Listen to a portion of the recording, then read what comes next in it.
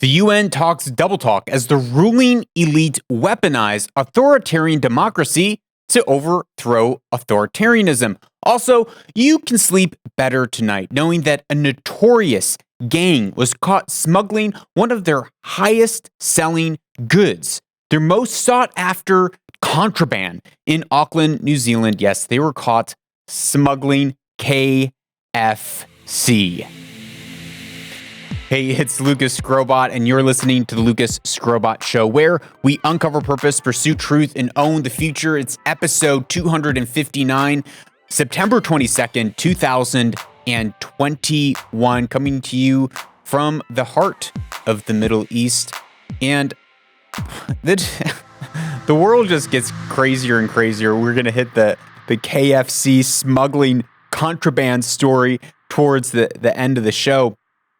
But the headlining today is that the UN is back after a pause.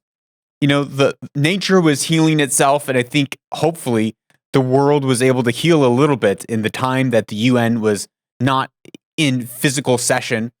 But the ruling elite gathered, and the mouthpiece for the globalist agenda was front and center stage, announcing all the bright and brilliant plans for the new world order. Of course, here is the President of the United States, ladies and gentlemen, President Joe Biden. And the commitment of my new administration to help lead the world toward a more peaceful, prosperous future for all people. For all people, including the hundreds of thousands that are fleeing from Afghanistan. Their future is definitely peaceful and prosperous under the rule of the Taliban, under the civil war that is beginning to break out there in Afghanistan after the betraying of U.S. Allies, not just in Afghanistan, but as it continues across the region. But enough about Afghanistan for this episode. We're actually not focusing on Afghanistan in this episode. We'll be hitting more on China and some interesting clips from that. But before we get into China specifically, I want to talk about the UN. And even in this clip, President Biden is talking of this, this new order, this new world of peace and prosperity. In his speech, he's talking about how America is back at the table, and we're going to work with our allies. We're going to work with anyone to establish a new and safer world for everyone. And this is really an agenda within the UN. Of course, on the surface level, the words that are said, it's okay, yeah, that's what we want. But what does it mean beneath? And there was a great article from the Discovery Institute this week by a guest, Wesley J. Smith, wrote this piece. And the UN, it starts, I'm going to go through a couple of the points he makes in this piece. He starts with saying that the UN released a long article written by the UN Secretary General, Antonio Guterres. And he writes in this article, the UN Secretary General, that their goal and their desire is that the UN be given power to rebuild the infrastructures for human existence. Now, infrastructure is the big buzzword. It's been floating around. Everyone needs infrastructure these days.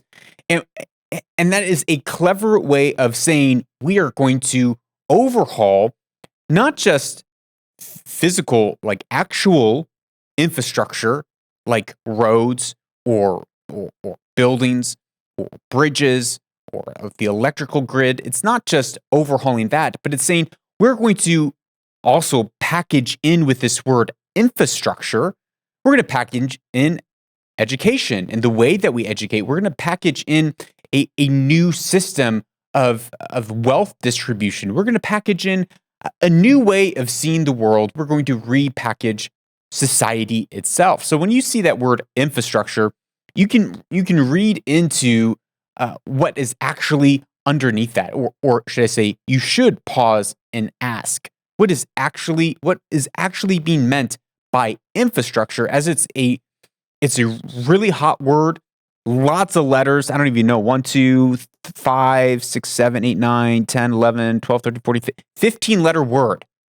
A 15-letter word that can mean a whole bunch of things. You sound really smart when you rattle it off and you say, we're going to build back better and have infrastructure. It's like, yes, infrastructure. What is that? I don't know. But this is what the UN's common agenda in this 85-page report about the future that the UN wants to build for the world and what that actually means. If you've been a longtime listener of the show, you know that I don't have a very favorable view. If you couldn't tell by the first 4 minutes, 5 minutes of this episode, I don't have a very favorable view of the UN for a variety of reasons. And you'll hear some of the variety of reasons right here, right now. Gutierrez starts off saying that we are in an inflection point in history. Well, yes, we are. In our biggest shared test since World War II, humanity faces a stark and urgent choice: break down or break through. Only the UN can save us. The United Nations presence, is global. Its membership is universal, and its activities span the breadth of human need. Its fundamental values are not the preserved of any region. Indeed, they are found in every culture and religion around the world: peace, justice, human dignity, equality, tolerance, and of course, solidarity. However, while the fundamental purposes and principles of the United Nations endure, the organization must evolve in response to the changing world to become more networked, inclusive, and effective. In this article, Smith writes that this translates to, this is a power grab to give the UN General and the Secretary General in specific authority over the creation of national and international public policies. What this actually means is the UN Secretary General wants to be given power to write laws and to be given authority over nations and over international public spaces, because they are the one unifying factor, the one hope for humanity. What else does he say in this? What does he mean? What is his ideas of the type of future that he wants to build? He goes on. Taxation is one of the most powerful tools of government. Gutierrez, right? Taxation can also drive sustainability and just transition as governments shift subsidies from activities that damage the environment to those that sustain and enrich it. Translation: we will redistribute income to the developing world and use global warming as a pretext to create an international taxing power to bring the world's economy under our control. A global tax system is his dream. Gutierrez goes on, and he goes after free speech.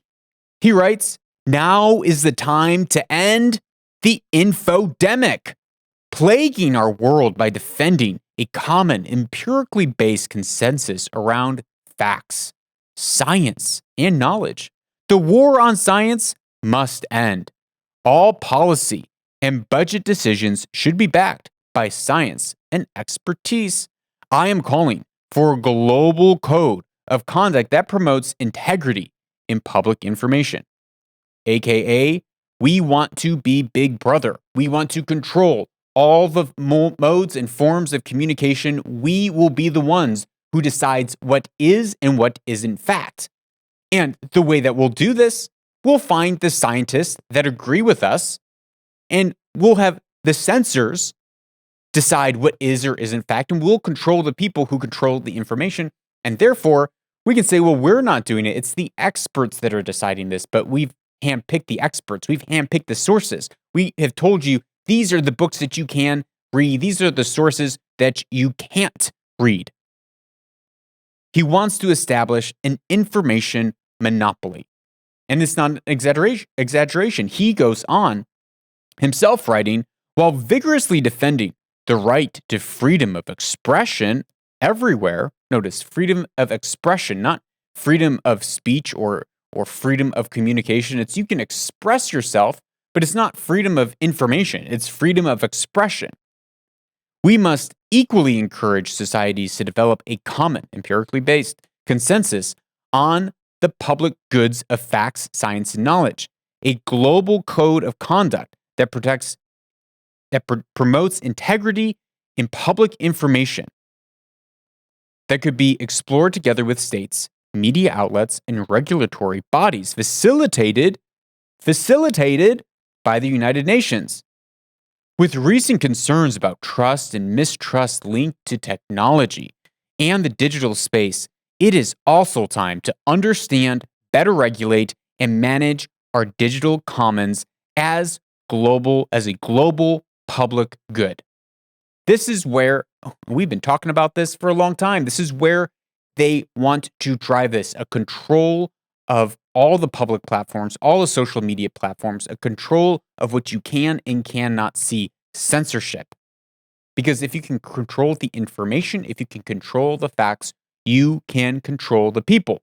He goes on, social justice, racism, intolerance, and discrimination continue to exist in all societies.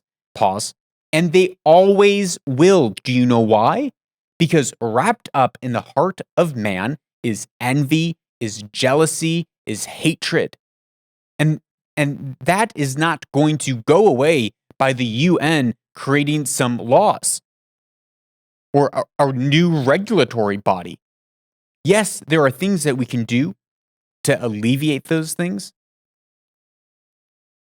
But the answer and the problem lies within the heart of man, not a global regulatory body. He goes on, as seen during the pandemic with the scapegoating of groups blamed for the virus, and as a start, the adoption of comprehensive laws against discrimination, including based on race or ethnicity, age, gender, religion, disability, sexual orientation, or gender identity, is long overdue. AKA, if you say a man is a man and a woman is a woman and a man cannot give birth, well, that's hate speech, and that is punishable by law globally. That is the world, the utopia, dystopia that he hopes to create. The Smith who wrote this writes, this is the translation of the statement.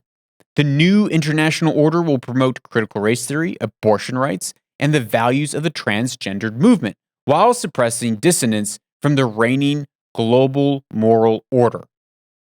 That is the goals and the agendas of the UN, from the senior leadership of the UN. That is what they want to push across the globe. Global taxation, critical race theory, abortion rights, transgendered movement. It is a globalist movement that is not based via election. It is not a ruling body that is based on democracy, but it is a power grab by the ruling elite to control societies and ultimately control you, to control the laws that govern your life, to establish censorship, global censorship, so they can decide what is and isn't fact. And now, if you say something that they have deemed is not true or not fact, well, that's adios to you, amigo. Here is Biden. Here is Biden, a little more from his speech, which will transition us into this next segment. And as the United States turns our focus to the priorities and the regions of the world, like the Indo-Pacific, that are most consequential today and tomorrow, we'll do so with our allies and partners through cooperation at multilateral institutions like the United Nations to amplify our collective strength and speed our progress toward dealing with these global challenges. No, whenever he says Indo-Pacific, really what he means is China.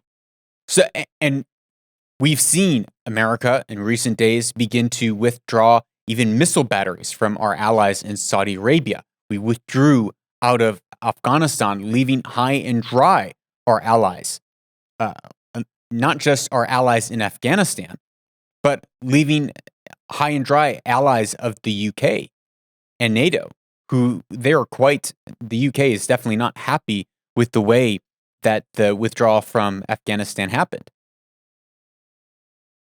But here he's saying we're refocusing.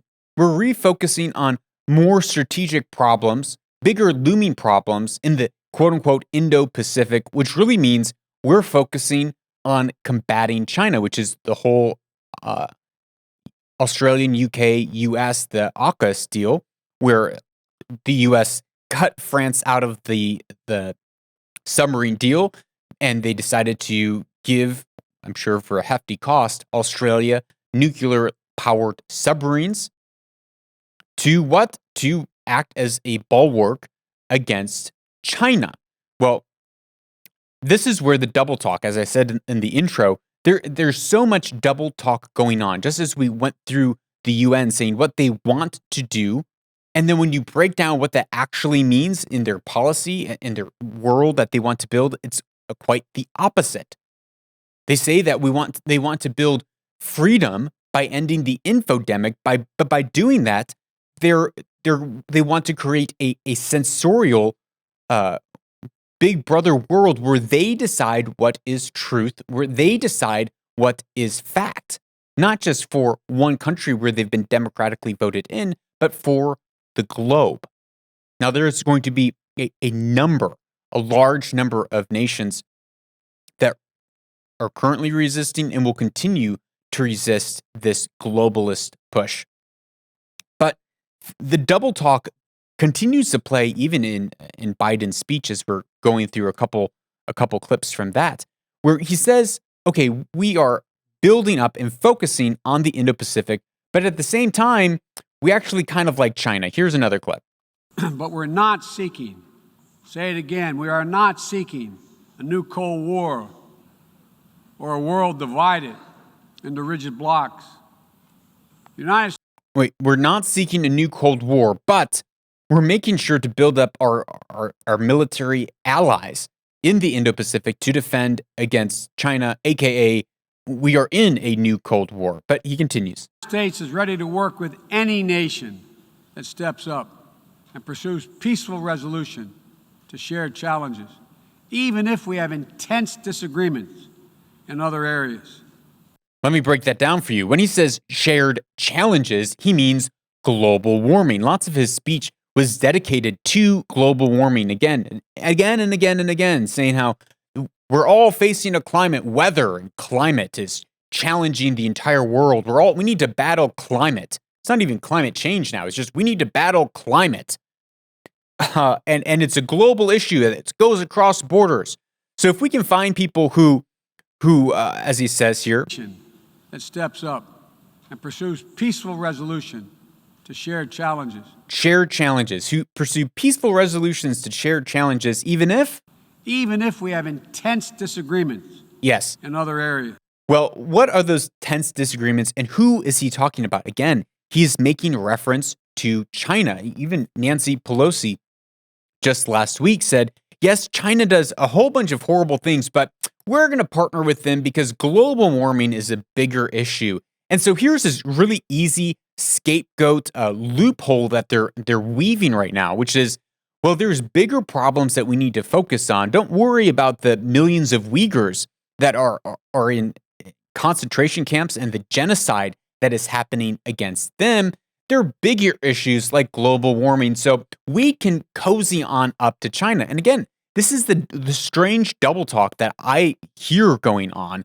I even see it in his talk when it is related to Afghanistan, where pulling out of Afghanistan really gives a lot of help to China. It is a great move, I think, for China and Russia, while at the same time, people are making the arguments that President Biden, one of them, making arguments that by America pulling out, it then presents China with its own dangers of terrorism locally. This is also seen in this statement, in these clips, where he's saying, we are building up the Indo-Pacific, which is what this whole deal of even betraying France to get these submarines in this new trilateral agreement. It's the same thing that they've been doing with the Quad, with Japan, Australia, India, and the United States, to be a bulwark against China's growing power and their trade dominance in the world. So it's this really mixed messaging that it kind of gets a little confusing of knowing, well, which one is it really? Is it that they are our friend and our ally and we're going to build together and everything's groovy, or is it we are in a Cold War? Well, going back to the Uyghur situation, the intense disagreements, I want to play this clip from Gordon Chang, who he was on an interview called The Debate, which is a production of Newsweek. And here's him weighing in on China and what's happening there. And it's important to understand when President Biden says intense disagreements, what he's referring to, and I want you to ask yourself, is this an intense disagreement? Is this something that is big enough that we shouldn't say, well, yeah, we're just going to go along and we're going to play peace even though these things are going on? Now, Gordon Chang is a columnist, an author, a lawyer, and he's widely known for his book, The Coming Collapse of China. Here's Gordon. On the Uyghurs, genocide is defined in Article 2 of the Genocide Convention of 1948. And most people who have looked at this believe that China has indeed committed genocide pursuant to that provision. We know that China has detained at least 1.1 million, maybe 3.3 million in facilities that meet the definition of concentration camps. We know that people are dying in those camps because China is building crematoria next to them. We know that people are being tortured in those camps. We know that there is institutionalized rape. We know that there is forced organ harvesting. That's the tribunal that was conducted by Sir Geoffrey Nice. We also know that there is institutionalized slavery, that China has been selling Uyghurs, Kazakhs, and other Turkic minorities to both foreign and domestic companies. And basically, this is more than just forced labor. This is slavery. This is genocide and crimes against humanity. This is the tense disagreement that the West, not just the West, many nations have with China. This is the tense disagreement. Is the list of organ harvesting to selling Uyghurs and Kazakhs into slavery, to concentration camps, to genocide. Is that just something that can be glossed over and be like, yeah, let's move on. It's okay. This is just a margin issues. Well, now when we talk about China, I want to be, I don't know if careful is the right word, but I want to be clear that there truly is a difference between the CCP or the CPC, the China Communist Party, and the people of China, the everyday person who wants oftentimes a very different world, a very different scenario, future, society than what the Communist Party wants to push. And a lot of people who are pro-communism or pro-China will attempt to make these arguments that communism and that China was able to pull an enormous amount of people out of poverty more than anyone else, and saying we need to give credit where credit's due. China has done so much for their people. We can't just say that they're all bad. Look at all the good they have done. And here is Chang again, counter-arguing, making a counterpoint to this argument. So in terms of poverty, yes, I agree with you. But the question is, how is that done? And it was done largely because the Chinese people forced the Communist Party to not stand in their way anymore. This occurred in 1978 when people started to see that Deng Xiaoping, a quote-unquote reformer, was taking over. But Deng was actually continuing a lot of the old Communist Party tactics of coercive control over the economy. And the Chinese people said, no, we're just not doing it. They did it on their own. They ignored Communist Party mandates, and the Communist Party actually had to follow them. So I don't think it was the Chinese Communist Party that has alleviated this poverty. It's the Chinese people themselves demanding that the party get out of the way. And what we've seen recently with Xi Jinping's initiatives, $1.3 trillion of value of Chinese companies have been knocked off in the space of, 7 or 8 weeks. This is an anti-business, anti-poverty alleviation regime. And that's important to understand that just in the last week, there's been a huge stock market crash in China that is being called to be equivalent of what America and the West experienced and the world experienced in 2008. And a lot of people are worried as the stock market is teetering on a thin line. Some people are saying that this is just a tiny little shake, a little foretaste of what is actually to come in the coming months. We'll see what happens. Everyone has been predicting the big one, the big crash, for years and years now. So we'll see how soon or far that comes. But I wanted to focus here on the fact that what Gordon was saying is that it was the people of the Chinese people said, communist government, get out of our way. We want a capitalistic system. We want capitalism. We want to have freedom to run our businesses. And it reminded me of a story. When I heard this clip, it reminded me of a story probably the other month now. I was getting some work done on my car. So I went down to the local garage just right around the corner from my house. It's run by an Iranian guy. Really nice, really kind gentleman. He helped pick up my car to drive it to the shop. And on the way we were talking, and he was saying, and I was agreeing, how, we're brothers in many ways. That he said, your government and my government, they might fight, they might hate each other, but look, here we are, we're friends, we're talking, we're laughing, we're having a great time together. And that is an important thing to remember and realize, that many times there are government regimes that have one agenda, like in Iran, where 10% of the population, the ruling elite, is imposing their will on the other 90%. And by and large, that 90% of Iranians who I've sat with many of them, they don't want that. They don't want that reality. They don't want that society. The same thing is what we're seeing right now happening in Afghanistan. Yes, there are many different tribes across Afghanistan who are very happy that the Taliban are in power. It would be amiss to say that all the people of Afghanistan are upset, but probably a good 80% of the people and all of the minorities are very worried about their future under the Taliban's rule. The same thing goes with China. There's a differentiation that needs to take place between the Chinese people and the Chinese government when we're looking and discussing these things, as they're two different things in my mind. Now, he goes on with this one last clip of this looming question that many people have is, will China become the next superpower? Are they already the next superpower and we haven't quite realized it yet? Well, this is Gordon's take on it. India could very well be the world's superpower by the middle of the century. Maybe yes, maybe no.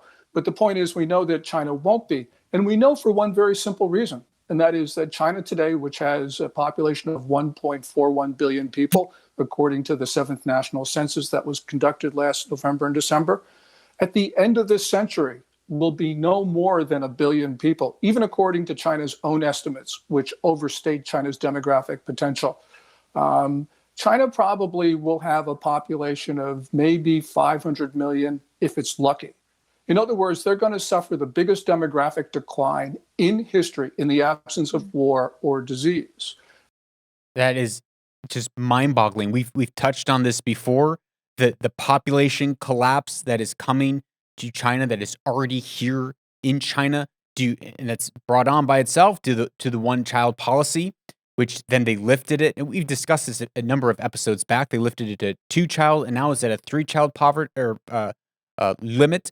But the policy change hasn't resulted in a cultural change, and the birth rate is still going down. Their population is aging. They are approaching a population collapse, and population collapse also leads to economic collapse, and then that creates that deflationary cycle, or that deflationary cycle, really, in the population. It creates this cycle that's very, very hard to pull out of. So many experts are saying that it is not likely that they will become a superpower because of the fact that they are facing a population decline. Well, there is still madness going on across the globe with vaccines, vaccine mandates, with riots and protests, especially across in Australia and New Zealand and Europe. But here is President Biden again at the UN summit talking about how we need to harness and utilize new technology to be able to combat what is coming in the future. Here is a continuation of these series of clips by President Joe Biden. Will we work together to save lives, defeat COVID-19 everywhere, and take the necessary steps to prepare ourselves for the next pandemic? For there will be another one. There will be another one, Or will we fail to harness the tools at our disposal as the more virulent and dangerous variants take hold? Those variants, I think we're on Mu now. I don't know how many variants there are out there. But this is the cycle that we're in. Of they're saying there's another pandemic coming. There's another pandemic coming. But recently, I've been seeing articles saying that likely what's going to happen is that we are not going to, and it's probably more than likely, it is a fact, we are not going to rid ourselves of COVID. COVID-0 is not a reality that we are going to reach. And the pandemic is really going to turn into what's called an endemic. Now, an endemic is a disease that ends up being with us ongoing.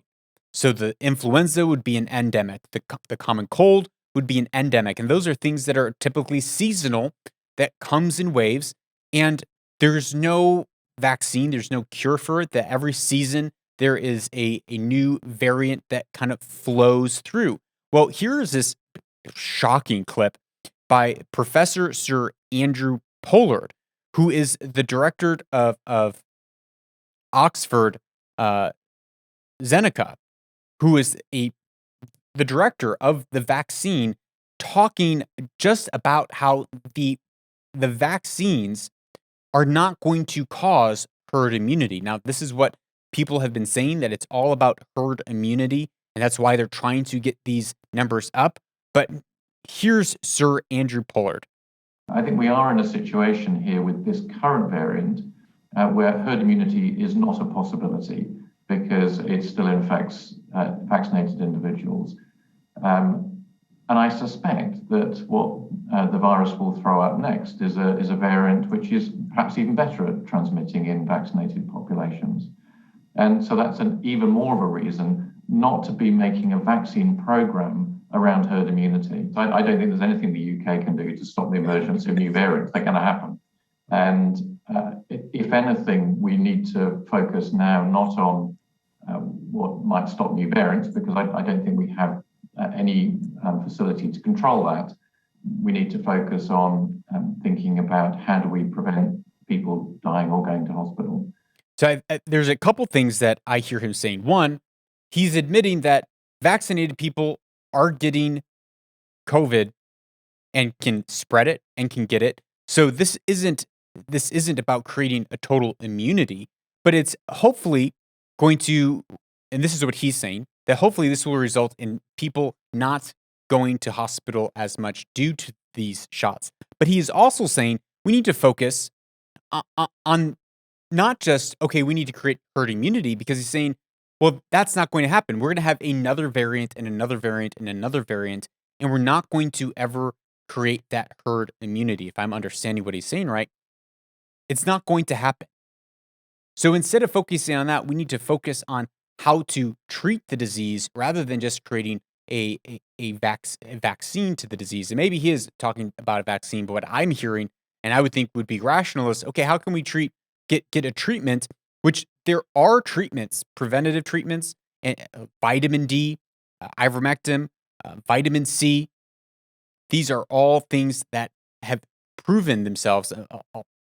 Probably there's a whole list of other things on those. There's so many COVID podcasts out there that could tell you everything that would help with preventative.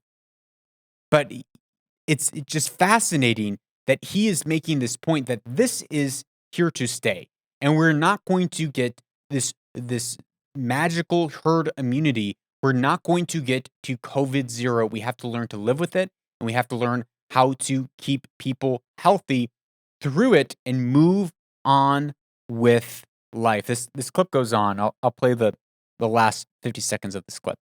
And I think this is an enormously important thing to be thinking about today, because during the course of this week, there'll be about 65,000 deaths in the world. We have now over 4 billion doses deployed of the vaccines globally. And that is now enough doses to have prevented almost all of those deaths. And yet they are continuing. Did you catch that? But 66,000 deaths this week globally. Then he says, we've distributed 4 billion doses globally, which should be enough for herd immunity. And yet the deaths are still continuing, which means that this herd immunity, it is not going to be a reality for this disease. We have to come up with other solutions. And yet, here is President Joe Biden, another short clip from him at the UN. Bombs and bullets cannot defend against COVID-19 or its future variants.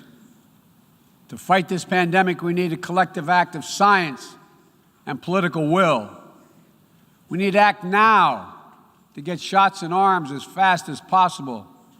Well, Australia is taking that to heart. They're acting now to get shots in arms as fast as possible. Over the last number of days, riots have begun to break out across Australia. Here's just a short clip. You can hear what's going on in the background. They're throwing stuff now, and okay, they're shooting. They're now shooting. They're now shooting people. You can hear the, oh my God. They're now shooting people. I don't know if this is the shots in arms that President Joe Biden was referring to. Was it this sort of shots in arms? In this other clip, this clip that we just played by President Biden, he also says we need to, bombs and guns won't solve this issue. We need to use science and we need to use political will. And this right here, it seems to be effective. They're saying, here's our science. This is the what we have said is the bottom line. And we're going to mandate. We're going to create this mandate, not where, hey, this works. Take it if you want. If it works and you believe that it works, you're going to take it. Instead, it's saying we're going to use our political will and the scenes from what's happening right now in Australia. It's just shocking. It looks like just full-on war scenes. Just unbelievable the clashes that we are seeing right now over these lockdowns. And it's just overtly authoritarian. And what President Biden is doing even in America and forcing on private businesses, saying you must, if you have over 100 employees, you must have this mandated. That is classic textbook authoritarian move. But here is Biden again, back to the double talk that we're talking about at the UN. The future will belong to those who give their people the ability to breathe free, not those who seek to suffocate their people with an iron hand. Authoritarianism, the authoritarianism of the world, may seek to proclaim the end of the age of democracy, but they're wrong. The truth is, the democratic world is everywhere. The democratic world is everywhere, like in Australia, like in America, like in the UK, like in New Zealand, which are all behaving quite authoritarian. Now, there's many states in America that's not behaving authoritarian when it comes to this issue. But when you look at what's happening in Australia and New Zealand, two democratic nations, it is the tyranny of the majority. And I don't even know if it's a majority. It's the tyranny of the ruling class that is imposing this iron fist in democracy. Democracies are not immune to authoritarianism. Here is another little snippet, great little snippet from the protests down in New Zealand. Communism is not welcome in our democracy. We will not stand for it. We will not comply. Communism is not welcome in our democracy. Well, oh man. Yeah, that makes sense. Yeah, that makes sense. In a post-truth society where we've exchanged truth for lies and reason for postmodern irrationality, the absurd makes sense. In New Zealand, oh man, New Zealand has just had some of the roughest lockdowns of anywhere. Just absolutely insane. But this week, an article came out exposing this new wave of dangerous criminals, probably organized crime, highly, highly dangerous, smuggling illicit goods into Auckland, New Zealand as they're under a stage 4 lockdown. And over the week, some probably evil, horrible drug lords got stopped with a trunk full of KFC, Kentucky Fried Chicken. 2 men have been arrested. It's from The Guardian. 2 men have been arrested after the police said they found them in a car boot full of Kentucky Fried Chicken and over $100,000 in cash. They're probably trying to get their cash to because they're buying KFC and then delivering it around town. That's what I would be doing. The men were arrested after allegedly trying to flee from the police near the Auckland border. Their car was searched and they found large quantities of KFC. In such an environment, fast food can take on the aura of high-valued illicit substance. Here's another crazy line. Last week, a man was charged by the police after posting a social media video of crossing the Auckland border in search of McDonald's. Because right now, in Auckland, under the stage 4 lockdown, all fast food places are closed. So people are looking for fast food. They're going to, smuggle themselves out of Auckland to try to find fast food elsewhere and come back. But that is breaking the health mandates. Oh, man. This breach of the COVID-19 Public Health Response Act can result in the imprisonment of up to 6 months or $4,000 fine. And I mean, clearly, if you have 3 buckets of chicken, gallons of multiple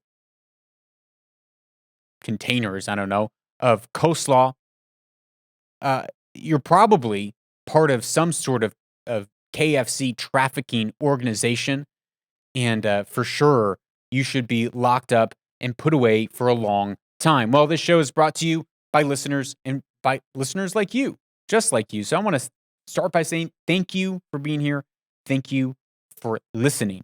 Thousands of people listen to this show every month. And it's not fueled by massive ads. We don't run ads on the show, but it's fueled by people like you giving value back to the show in the value that you received. And by doing so, you help this show stay on the air and you help improve the quality and the time being able to given to this show. I speak English very good. Well, don't go away. We'll be right back with our closing Weaver and Loom segment.